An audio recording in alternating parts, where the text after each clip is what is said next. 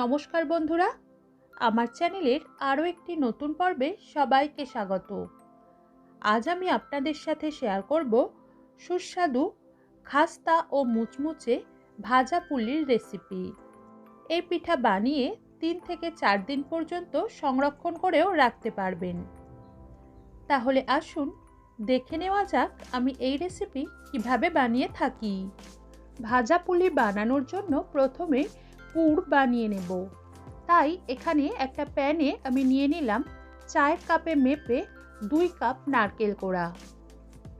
এর মধ্যে চায়ের কাপে মেপে হাফ কাপ গুড় দিয়ে একটু মিশিয়ে নেওয়ার পর এর মধ্যে 1/4 চা চামচ ছোটো এলাচের গুঁড়ো দিয়ে মিশিয়ে মিডিয়াম ফ্লেমে রেখে অনবরত নেড়ে 3 থেকে 4 মিনিট অর্থাৎ যতক্ষণ না নারকেলের মধ্যে থাকা জল ভাবটা একটু শুকিয়ে আসছে ততক্ষণ পর্যন্ত পাক দিয়ে নেব। তবে নারকেল নাড়ু বানানোর মতো অত বেশি পাক দেবেন না। বেশ কিছুক্ষণ পর এখন আপনারা দেখতেই পাচ্ছেন নারকেলের মধ্যে থাকা জল ভাবটা শুকিয়ে মিশ্রণটা সামান্য ঝরঝরে হয়ে এসেছে। এই পর্যায়ে এর মধ্যে দিয়ে দিলাম 1 টেবিল চামচ গুঁড়ো দুধ। গুঁড়ো দুধ দেওয়াটা পুরোই অপশনাল, চাইলে দিতে পারেন আবার নাও দিতে পারেন।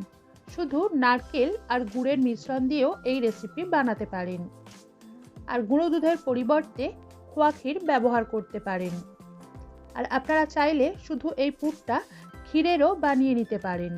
আর কেউ যদি পুরের নারকেল খেতে না চান তাহলে খোয়া ক্ষীর, চিনি বা গুড়, কাজু কিংবা আমন্ড বাদাম কুচি ও কিশমিশ দিয়েও এই পুরটাকে বানিয়ে নিতে পারেন।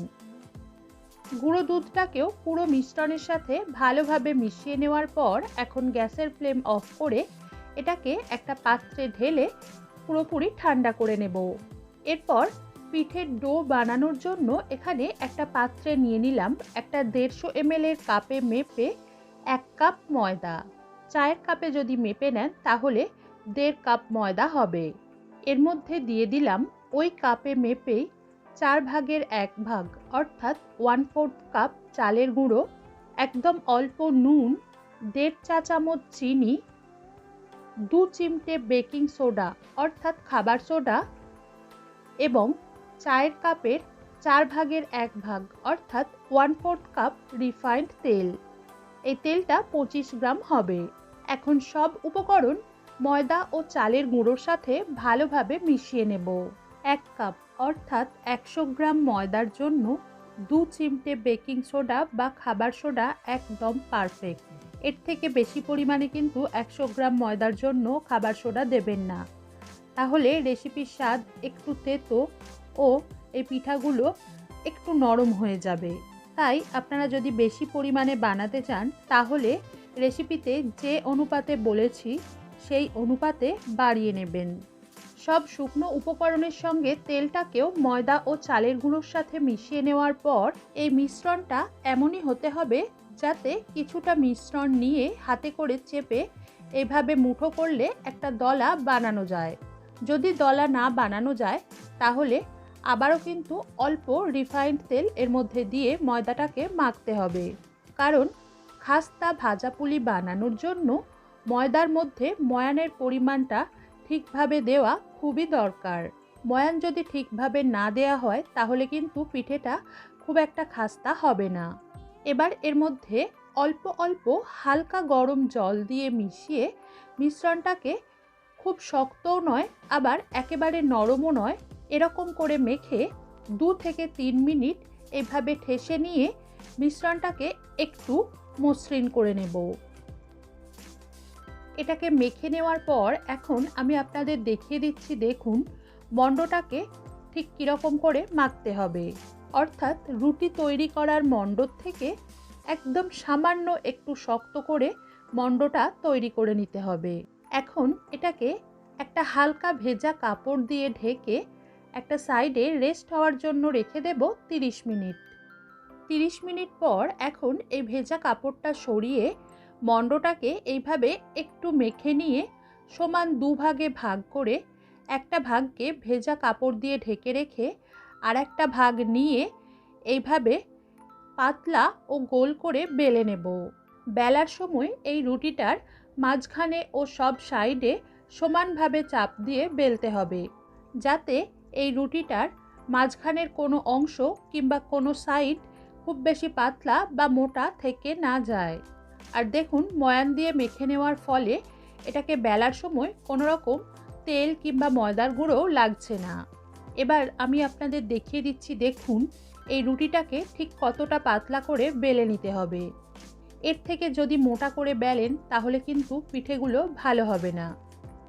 এখন একটা ঢাকনার সাহায্যে এইভাবে গোল গোল করে কেটে নেব এবং অতিরিক্ত অংশটাকে সরিয়ে আবারও মেখে আমি বেলে পিঠা বানিয়ে নেব।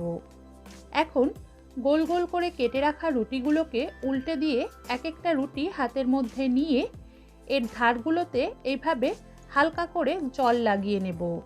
এবার এর মধ্যে পরিমাণ মতো তৈরি করে রাখা পুর দিয়ে মুখটাকে ভালোভাবে সিল করে এইভাবে মুড়ে মুড়ে ডিজাইন করে নেব। এই ডিজাইন করে নেওয়াটা পুরোই অপশনাল, আপনারা চাইলে করতে পারেন, আবার ডিজাইনটা নাও করতে পারেন। আসল জিনিস হলো পিঠের দুটো মুখ ভালোভাবে সিল করে নেওয়া, না হলে ভাজার সময় পিঠেগুলো সব খুলে যেতে পারে। আর এই ডিজাইনটা আমি কিভাবে করছি সেটা এই ভিডিও দেখে আপনাদের একটু বুঝে নিতে হবে। এখন আমি আপনাদের বোঝার সুবিধার্থে আরও একটা পিঠা বানিয়ে দেখিয়ে দিচ্ছি। একইভাবে সবকটা পিঠেকে এইভাবে বানিয়ে রেডি করে নেওয়ার পর এখানে একটা কড়া ভালো মতো গরম করে নিয়ে গ্যাসের ফ্লেম একদম কমিয়ে এর মধ্যে পিঠেগুলোকে ভাজার জন্য দিয়ে দিলাম পর্যাপ্ত পরিমাণে রিফাইন্ড বা সাদা তেল। তেলটা ঠান্ডা থাকতে থাকতেই এক এক করে পিঠেগুলোকে এই ঠান্ডা তেলের মধ্যে ছেড়ে মিডিয়ামের থেকেও কম আঁচে রেখে একটা সাইড কিছুক্ষণ ভেজে নেওয়ার পর এগুলোকে উল্টে দেব এবং অপর সাইডটাও কিছুক্ষণ ভেজে নেওয়ার পর আরও দু একবার ঘুরিয়ে ঘুরিয়ে দিয়ে এবং উল্টে পাল্টে দু পিঠ একটু টাইম নিয়ে ও ধৈর্য ধরে লালচে হয়ে আসা পর্যন্ত ভেজে নেব। তবে মিডিয়াম কিংবা হাই ফ্লেমে রেখে এবং গরম তেলের মধ্যে পিঠেগুলোকে ছেড়ে ভাজবেন না, তাহলে পিঠের উপরটা খুব তাড়াতাড়ি লালচে হয়ে যাবে এবং ভিতর থেকে খুব একটা খাস্তা বা মুচমুচে কোনোটাই হবে না।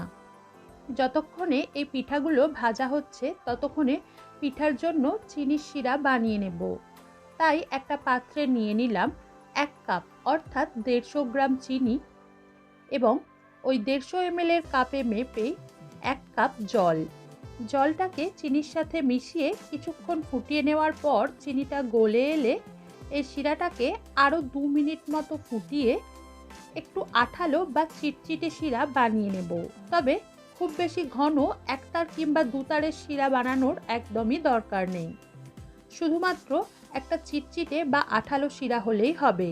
চিনিটা গলে যাওয়ার পর প্রায় 2 মিনিট ফুটিয়ে নিয়ে এখন খুন্তির সাহায্যে অল্প চিনির শিরা তুলে একটু ঠান্ডা করে নেওয়ার পর এখন চেক করে নিলাম এর মধ্যে একটা হালকা চিটচিটে বা আঠালো ভাব এসে গেছে। এই পর্যায়ে গ্যাসের ফ্লেম অফ করে এর মধ্যে 1/4 চা চামচ ছোটো এলাচের গুঁড়ো দিয়ে মিশিয়ে এটাকে একটা সাইডে রেখে দেব। এদিকে পিঠেগুলোকে মিডিয়ামের থেকেও কম আঁচে প্রায় 12 মিনিট মতো ভেজে নেওয়ার পর দেখতেই পাচ্ছেন যে এগুলোর রঙটা একটু লালচে হয়ে এসেছে। এর থেকে বেশি কিন্তু লালচে করে ভাজার দরকার নেই। এখন ভালোভাবে তেল ঝরিয়ে সরাসরি এই পিঠেগুলোকে মিডিয়াম গরম চিনির শিরার মধ্যে দিয়ে ডুবিয়ে রাখবো 2 থেকে 3 মিনিট। এই 2 থেকে 3 মিনিট সময়ের মধ্যে পিঠেগুলোকে মাঝে মাঝেই উল্টে পাল্টে দিতে হবে। ভেজে নেওয়ার পর পিঠেগুলোকে চিনির শিরার মধ্যে না ডুবিয়ে শুধু শুধুও খেতে পারেন, এভাবে খেতেও কিন্তু বেশ ভালো লাগে। ভেজে নেওয়ার পর চিনির শিরার মধ্যে ডোবানো নয় এমন একটা পুলি ভেঙে আমি আপনাদের দেখিয়ে দিচ্ছি, দেখুন পিঠেগুলো কতটা খাস্তা হয়েছে। এদিকে 3 মিনিট পর এই পিঠাগুলোকে চিনির শিরা থেকে তুলে একটা প্লেটের মধ্যে রেখে 30 মিনিট মতো অপেক্ষা করার পর এগুলোকে সার্ভ করতে পারেন।